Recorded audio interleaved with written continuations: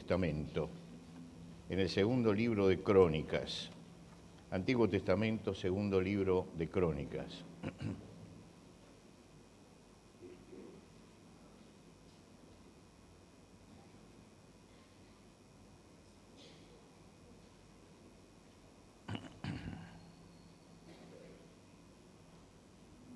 Y vamos a leer el capítulo 16 del segundo libro de Crónicas. Capítulo 16, si usted tiene allí su Biblia y si la persona que está al lado suyo no tiene y usted tiene, alcance la Biblia para que pueda leer junto con usted.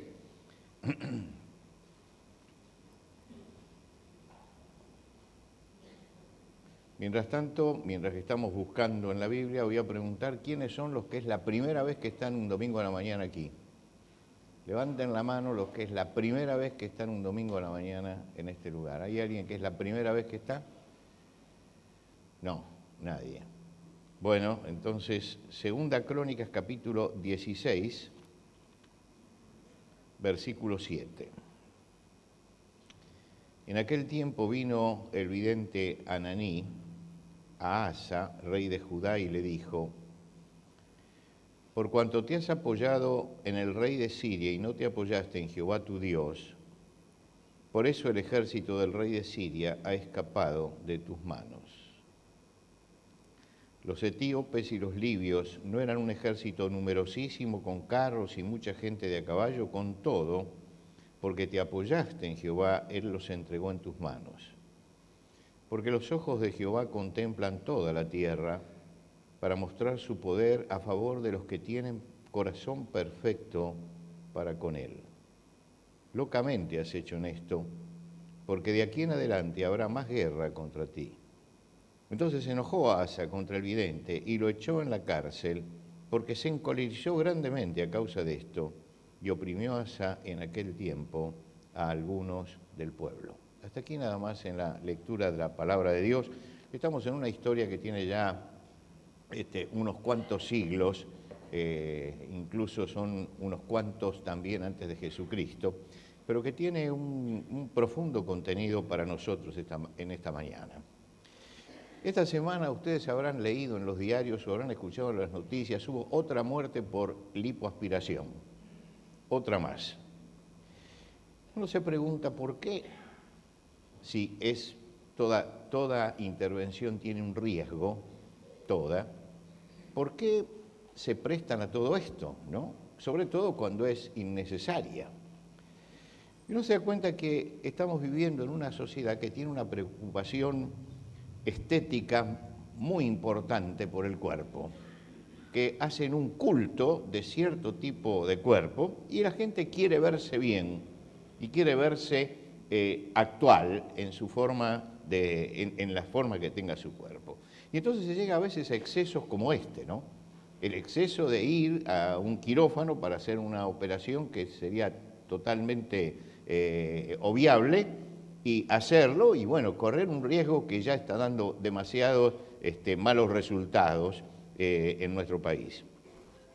Sin caer en los excesos, sin embargo, todos se preocupan por verse bien. Cuando uno ve en los gimnasios, no va toda la gente que va a los gimnasios, algunos van por salud, pero otros no van por salud. Van porque quieren verse bien, porque quieren tener un cuerpo que los ayude y que los acompañe. Cuando la mujer se arregla y es una mujer que es agradable a la vista, ella se siente bien.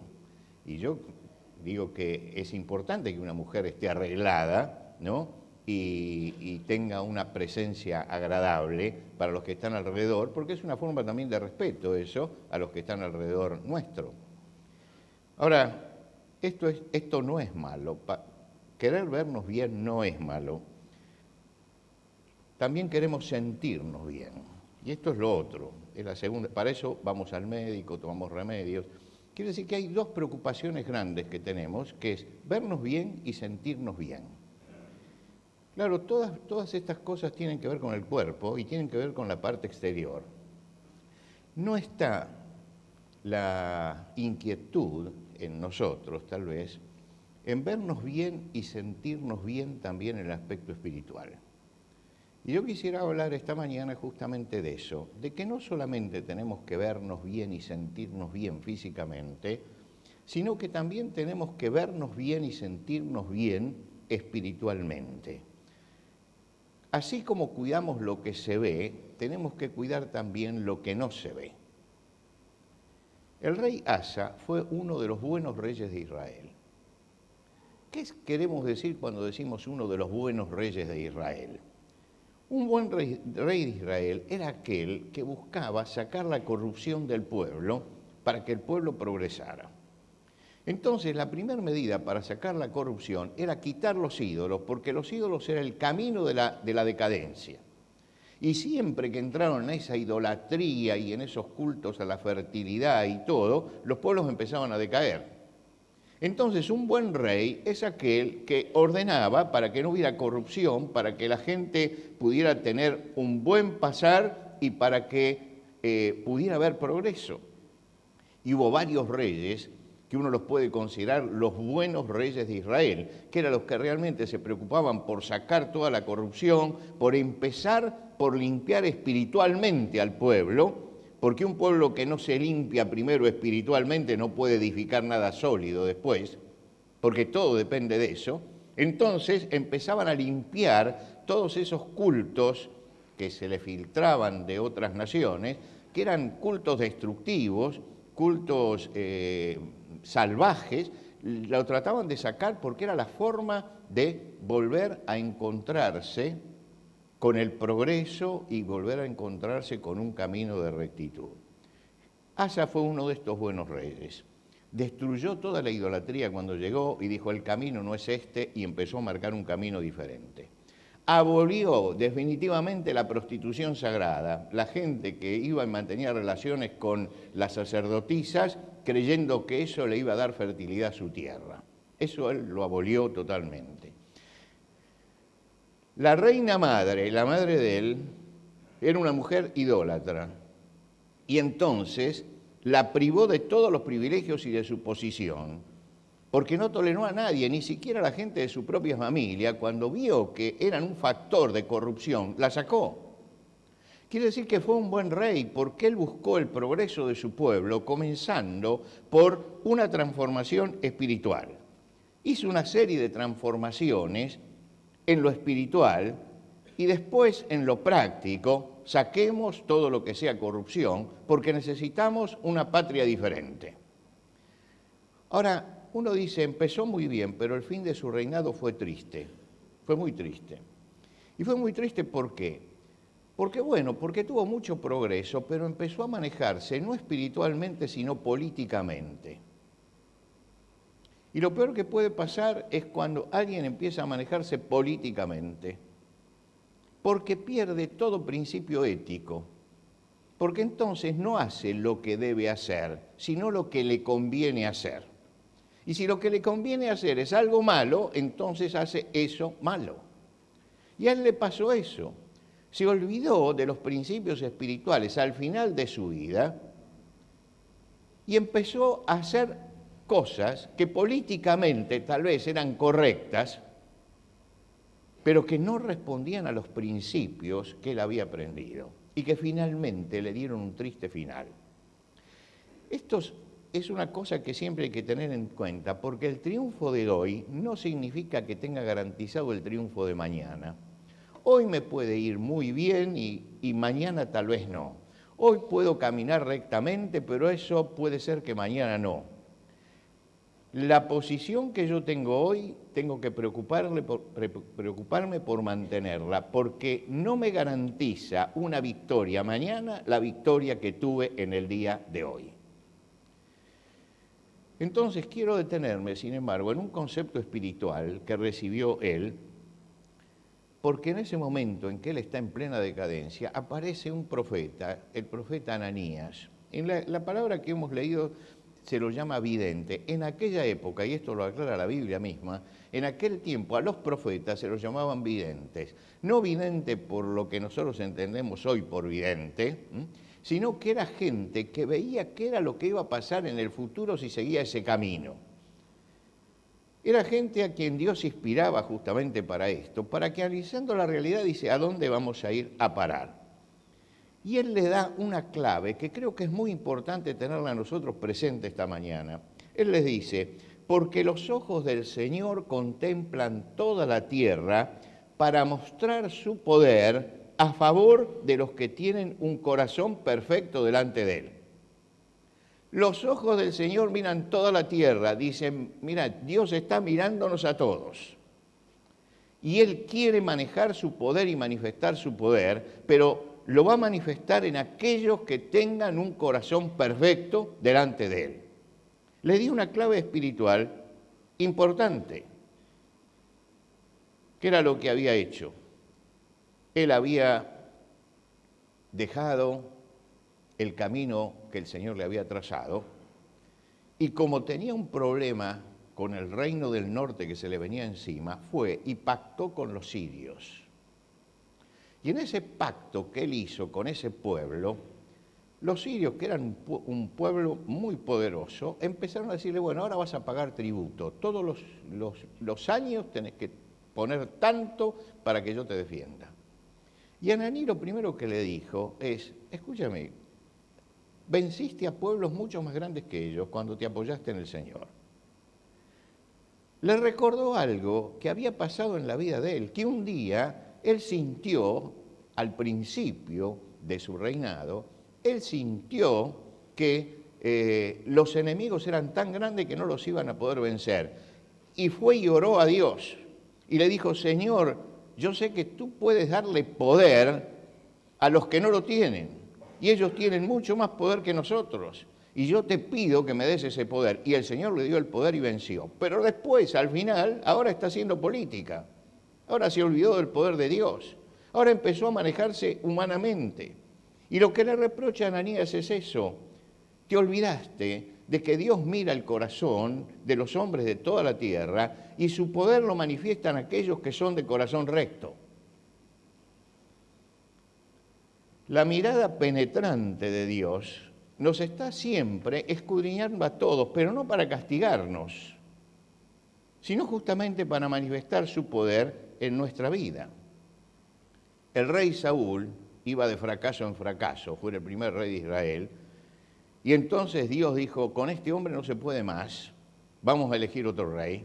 Y lo llamó el profeta Samuel y le dijo, tenés que ir a buscar a la casa, y le da la familia la que tiene que ir a la casa de Isaí. Allí uno de los hijos es el que yo elegí por rey. Él llegó a aquel lugar con mucho temor porque había un rey en Israel y si se enteraba Saúl que estaban ungiendo a otro iba a haber un problema. Llega a ese lugar y entonces le dice, ¿quiénes son tus hijos? Y el padre empieza a presentar a los hijos. Y claro, ve venir al primero de los hijos, y era un muchacho alto, fornido, y era lo que la gente pensaba que debía ser un rey en la época, el más fuerte, el más fornido, el más inteligente. Y dijo, delante de mí está el ungido del Señor. Y el Señor le dijo, no, no te fijes ahí. Y el Señor le dijo en ese momento, Dios no mira lo que el hombre mira. El hombre mira siempre lo que está delante de sus ojos, pero Dios es el que mira el corazón. Dios está mirando el corazón.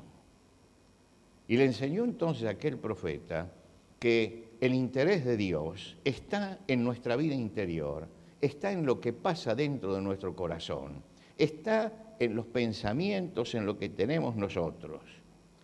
David fue elegido por Dios y fue un hombre que no dejó de cometer errores porque se equivocó, ni tampoco fue un hombre que estuvo exento de pecado porque pecó. Pero hay algo que dice la palabra de Dios, que era un hombre conforme al corazón de Dios. Y uno dice, pero si resulta que cometió pecados graves y fracasó en esto y en aquello, pero un hombre que estaba siempre dispuesto a rectificarse y a escuchar a Dios. Porque un corazón perfecto delante de Dios no es el corazón que nunca comete errores, que nunca... No, todos nosotros cometemos errores y pecamos, pero tenemos el oído atento a lo que Dios dice y nos rectificamos a tiempo. El asunto de Asa es que no se rectificó a tiempo, que él no paró y dijo, no, me equivoqué en esto. Por el contrario, siguió. Y cuando escuchó que Ananías le dijo esta palabra, lo metió preso. Lo acalló, lo acalló. Samuel muestra claramente cuál es el enfoque de Dios. El hombre mira lo que está delante de sus ojos, Dios mira el corazón. Y lo que dice en ese momento Ananí refrenda esto, porque los ojos de Jehová contemplan toda la tierra para manifestar su poder en los que tienen un corazón perfecto. Y un corazón perfecto es un corazón puro, es una vida interior sana. Usted puede decir, ¿cómo es mi corazón? ¿Es perfecto o no es perfecto? Yo estaba pensando cómo explicar eso, porque el corazón nosotros creemos que es el órgano que representa los sentimientos, y en la Biblia no, representa todo lo que es el mundo interior del hombre. ¿Usted se acuerda de un dibujante que se llamaba Divito? ¿Sí? No, los más jóvenes no se acuerdan, pero él había creado un personaje muy famoso que se llamaba el otro yo del doctor Merengue. El otro yo del doctor Merengue era un hombre muy bien plantado, ¿no? Que, por ejemplo, un día viene alguien y le dice, fulano de tal, venga, porque estaba en una empresa, y dije una empresa, dice, venga, aquí tiene el dinero que usted me había pedido que le prestara. Y se lo daba. Entonces el que lo recibe dice, la verdad que me vuelve el alma al cuerpo. Dice, gracias, doctor. Y se va. Y mientras que se va, aparece el otro yo que dice, sí, ahora el que no le vuelve el alma al cuerpo es a mí hasta que me devuelva la plata. ¿No? Es decir, ese pensamiento que está allí y que no expresamos. Ahora, ¿cuál es el corazón? El corazón es ese. Si nosotros miramos solamente al que da el préstamo, pensamos que es generoso, pero cuando Dios mira el corazón, mira a ese otro yo que tenemos, con el que a veces conversamos, ¿no es cierto? Y le tenemos que decir, paremos porque no hay que pensar así. Ese otro yo que tenemos dentro nuestro, ese es el corazón. Y cuando yo me fijo que lo que yo digo y lo que yo hago se diferencia de lo que estoy pensando o de las intenciones que estoy teniendo, ahí dejo de tener un corazón puro. Tengo un corazón puro cuando soy auténtico. Cuando soy auténtico. Cuando realmente manifiesto lo que siento y lo manifiesto con amor y lo manifiesto para hacer el bien. Quiere decir que el corazón puro, aquel que el Señor busca, no es el que nunca se equivoca. No es ese corazón. Es el corazón que siempre está atento a rectificar su vida para seguir el camino de Dios. David escuchaba a Dios, confesaba sus pecados a Dios, rectificaba su camino, aguantaba la corrección. Era un hombre que buscaba la presencia de Dios en su vida. Dios no mira la inteligencia de la persona, no mira la voluntad de hacer de la persona tampoco. A veces tenemos voluntad para hacer cosas y a veces somos muy inteligentes, ¿no? Esos son dones de Dios únicamente, no es mérito nuestro eso. Pero Dios no mira todo eso, Dios mira el corazón, Dios mira el corazón de la persona, mira el corazón. Un perfecto corazón, como se marca acá, no es un corazón que no tiene defectos, es un corazón que busca siempre escuchar lo que Dios dice. El inicio de la redención se produce después de 400 años de silencio. Cuando usted cierra la última página del libro de Malaquías en el Antiguo Testamento, tiene una página en blanco, y después empieza el Nuevo Testamento. Esa página en blanco usted le puede poner 400 años, porque la diferencia entre uno y otro son 400 años donde Dios no habló con nadie. 400 años después, Dios tiene que comenzar el tema de la redención, es decir, tiene que traer a Jesucristo.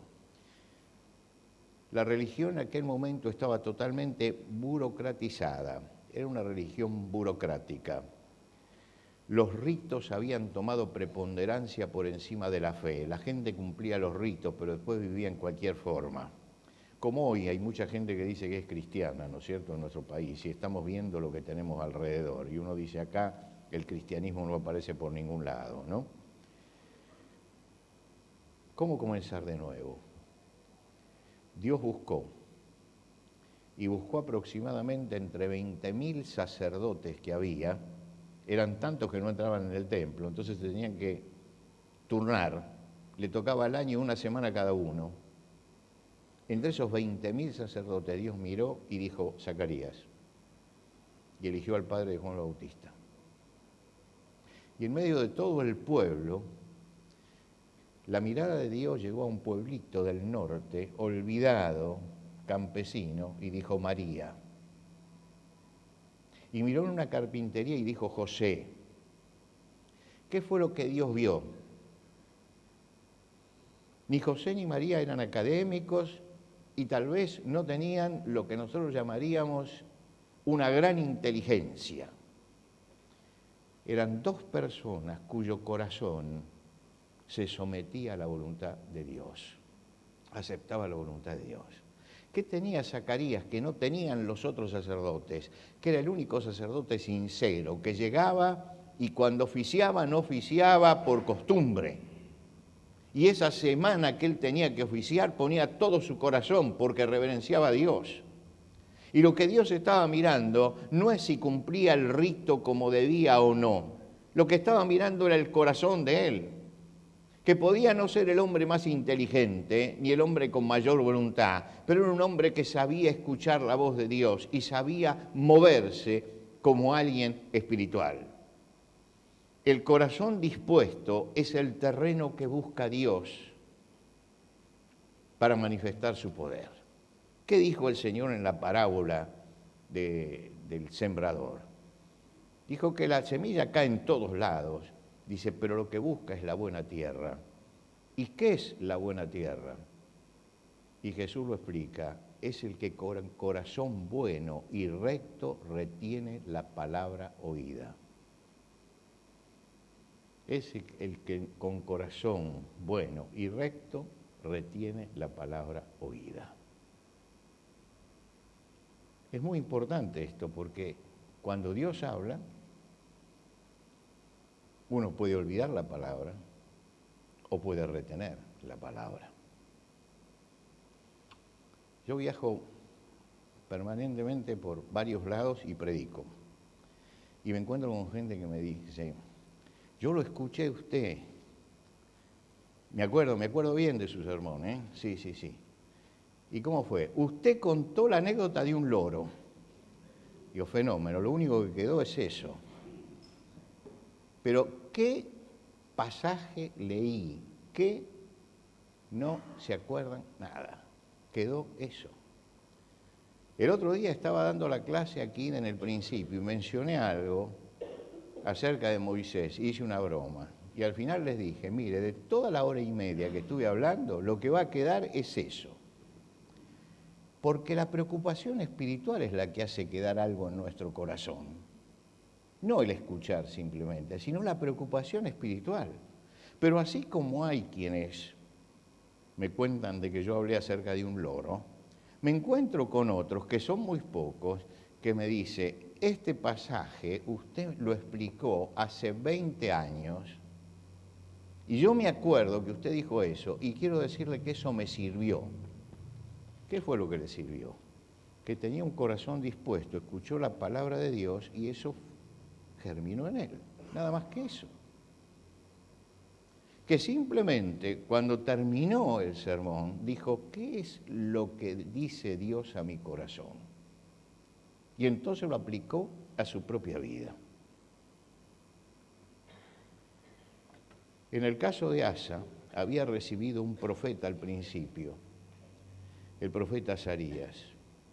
Y ese primer profeta, cuando él todavía era un hombre dócil, le dijo, Jehová estará con ustedes y ustedes estén con él. Y si le buscan, será hallado, pero si los deja, él también los va a dejar.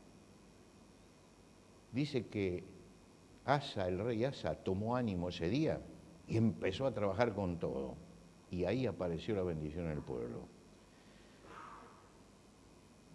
y dio las gracias a Azarías y bendijo al profeta porque le había advertido de eso.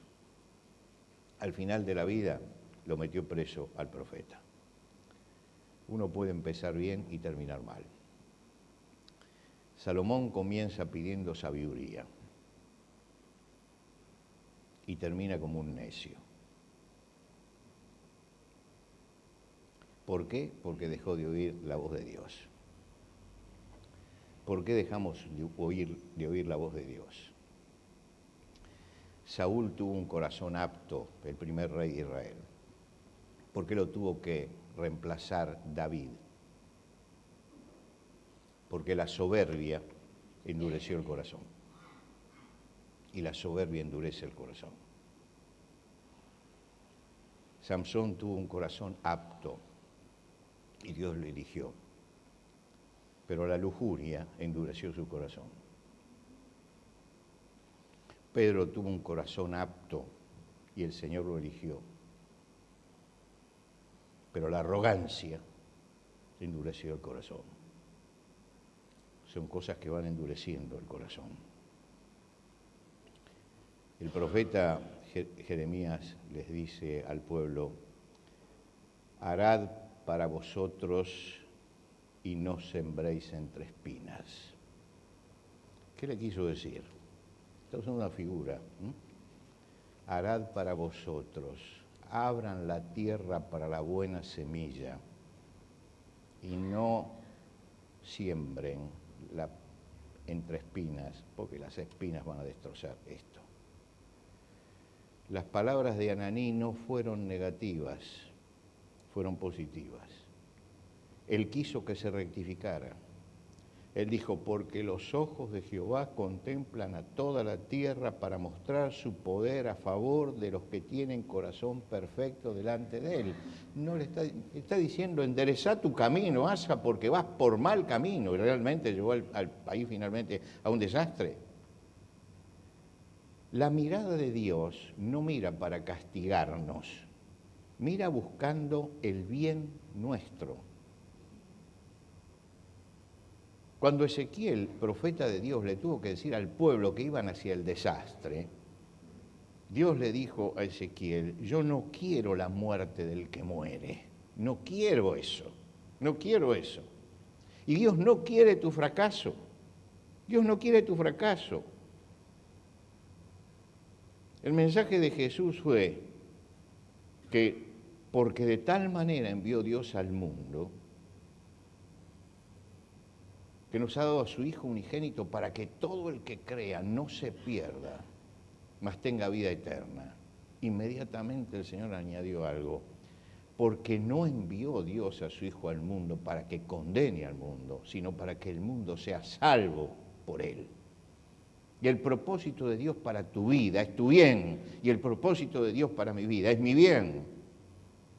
El propósito de Dios para nosotros es de bendición. Somos nosotros los que podemos parar eso. Cuando David pecó, escuchó a Natán, el profeta, y se arrepintió. Y el arrepentimiento fue genuino y fue bendecido. Asa escuchó a Ananí, el profeta, y lo puso en la cárcel. Y dijo: yo hago lo que quiero. Y así le fue. Mis hermanos, el propósito de Dios para nuestra vida es un propósito de bendición. Siempre Dios tiene propósitos de bendición. El propósito de Dios no es la muerte del impío, sino la salvación del impío. El propósito de Dios no es el fracaso de sus hijos, sino que les vaya bien. El Señor vio a Pedro alejarse y lo dejó, porque no se mete Dios en la intimidad del hombre cuando el hombre toma decisiones. Y cuando empezó a sufrir las consecuencias, el Señor no dijo: le pasó lo que merecía. El Señor lo fue a buscar y lo restauró. Porque el corazón del Señor está siempre para restaurar. El corazón del Señor está siempre para levantar. Dios te ama, hermano.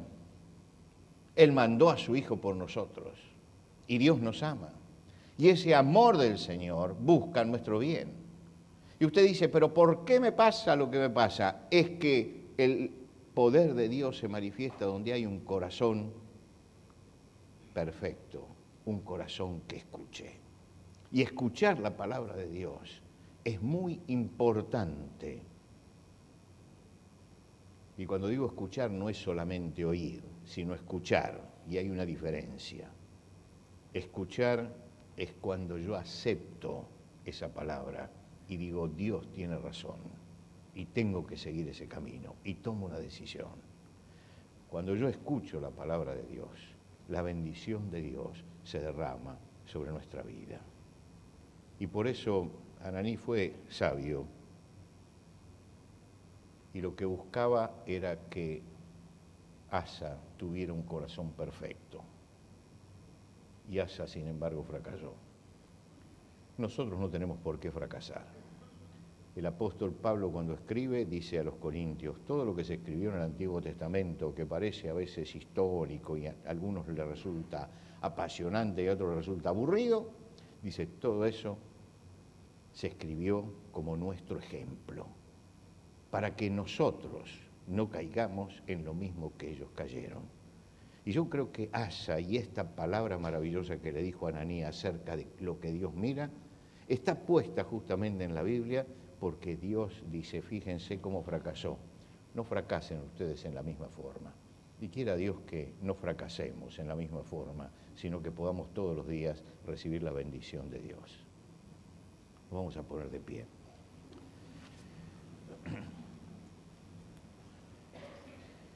Señor, gracias por esta mañana, porque hemos estado aquí.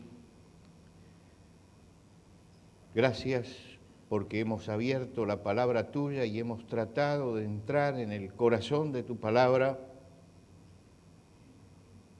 Y te pedimos que tu Espíritu aplique tu palabra y solamente tu palabra en nuestros corazones.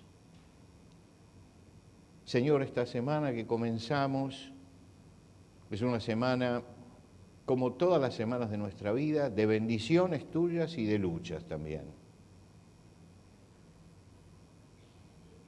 Te damos gracias porque tú puedes ir delante nuestro si nosotros te seguimos.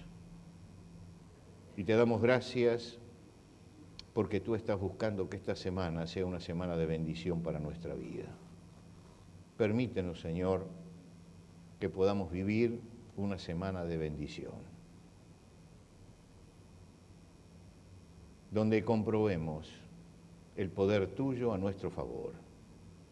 Y cuando tengamos que atravesar durante esta semana por alguna prueba, por alguna dificultad, que entendamos de que tú eres nuestro sostén, nuestro amparo y nuestra fortaleza. Señor, bendícenos también para que al caminar en toda nuestra conducta, nuestro hablar, podamos honrar el nombre de aquel que nos llamó, del Señor Jesucristo. Y queremos rendir ante ti, Señor, nuestra adoración. Y lo hacemos en el nombre de Cristo Jesús. Amén.